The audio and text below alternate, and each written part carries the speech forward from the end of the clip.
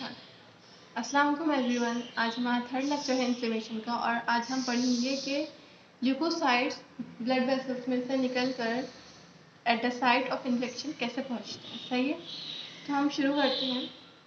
अच्छा, सबसे इम्पोर्टेंट दो ल्यूकोसाइट्स हैं, एक है न्यूट्रोफिल्स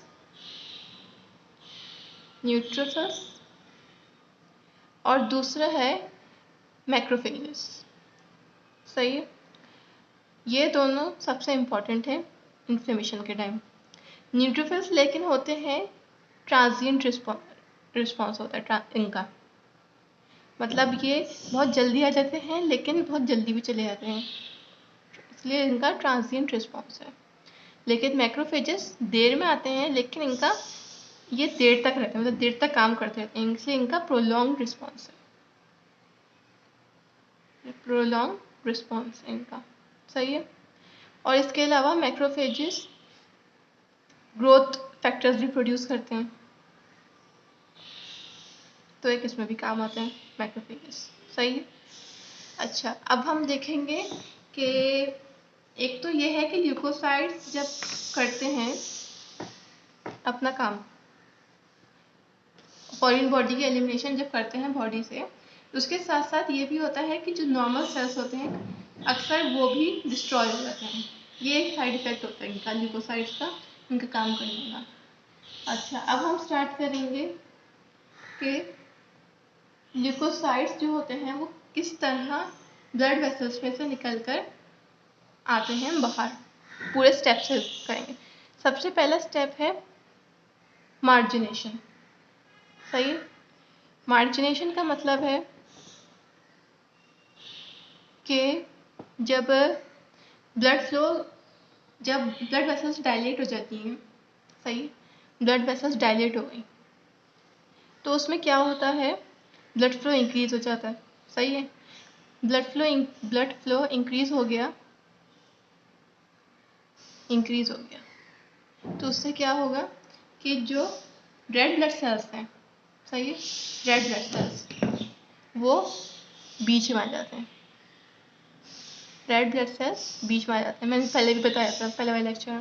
और जो ल्यूकोसाइट्स हैं वो मार्जिन पे आ जाते हैं। सही है, ये होती है मार्जिनेशन।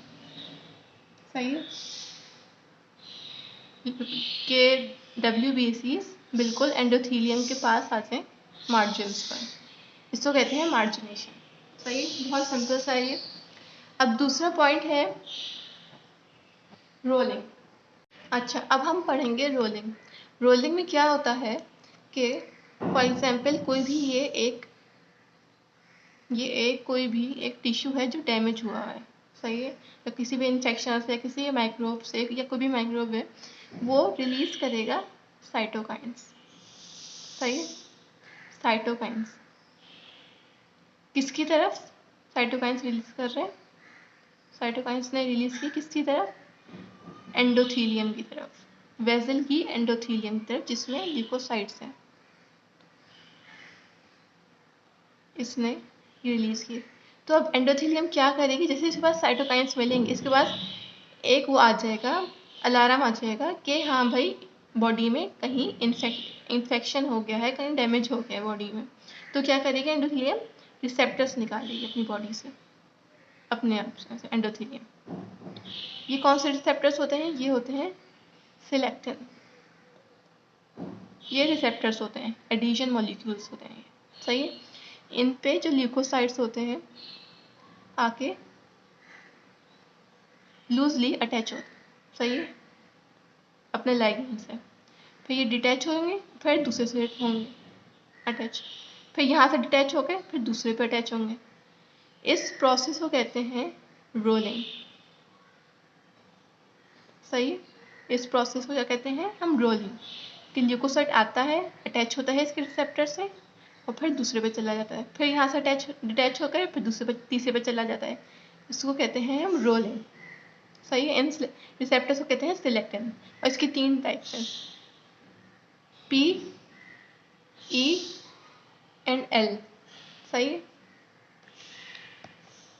अच्छा, अब हमारा तीसरा स्टेप है एडिशंस।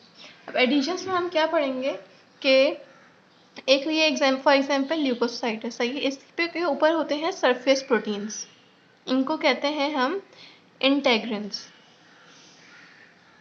ये इंटेग्रिन्स वैसे तो नॉर्मली अनएक्टिवेटेड और लो एफिनिटी के होते हैं कि उनका कोई काम नहीं होता, लेकिन जब इन्फेक्शन होता है तो ये एक्टिवेट हो जाते हैं। और एक्टिवेट कैसे होता है मैं आपको दिखाती हूँ। इसमें एक ब्लड वेसल है, उसमें है ल्यूकोसाइट, सही है।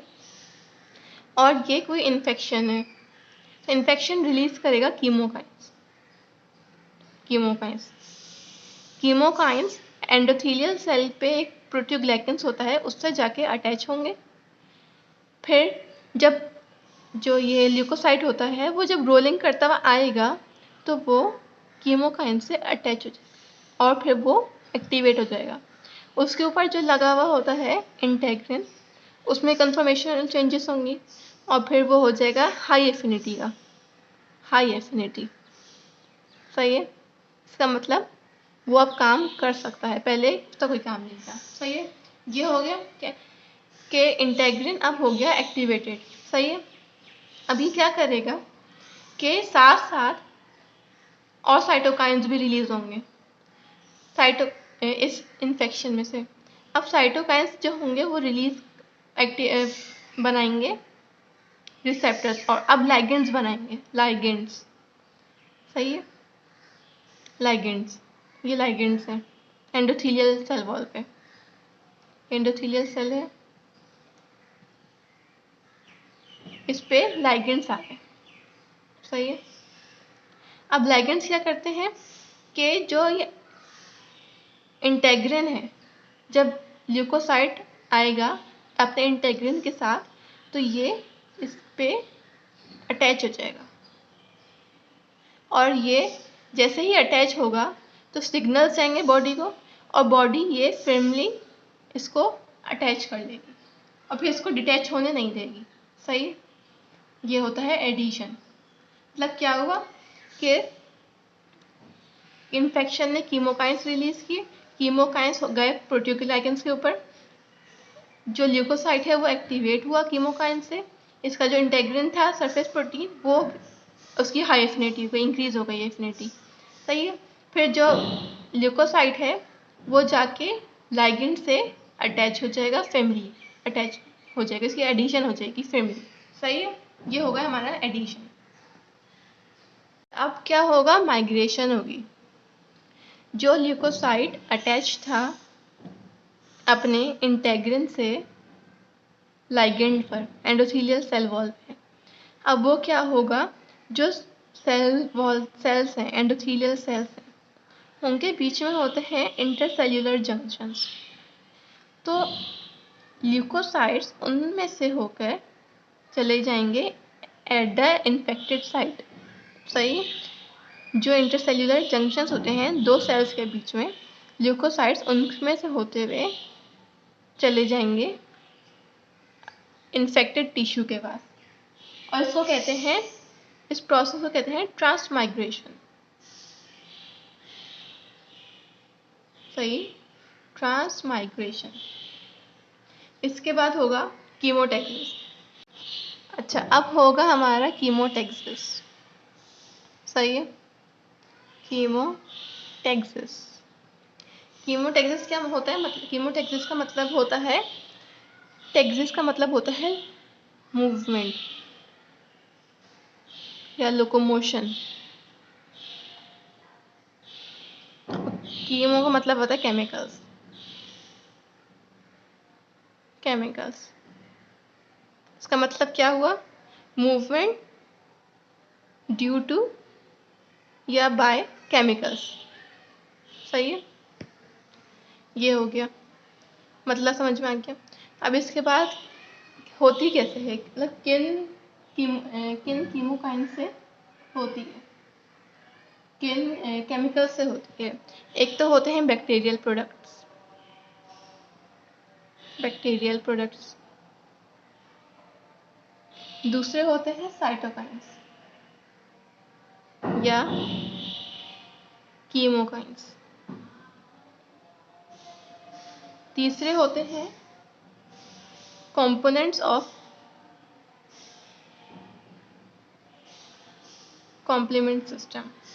अच्छा, ये सब जो तीनों चीज़ें हैं ये सब इन्फेक्शन के टाइम रिलीज़ होती हैं, या फिर जो माइक्रोब्स होते हैं वो रिलीज़ करते हैं, या जब टिश्यू डैमेज होता है वो रिलीज़ करते हैं, या फिर जब कोई प्रोसेस हो रहा होता है इम्यूनोलॉजिक वो रिलीज़ करते हैं, जिसकी वजह से जो ल्यूकोसाइट निकला है ब्लड वेसल में से, ये निकला है ल्यूकोसाइट, वो अट्रैक्ट होगा टूवर्ड्स द इन्फेक्शन।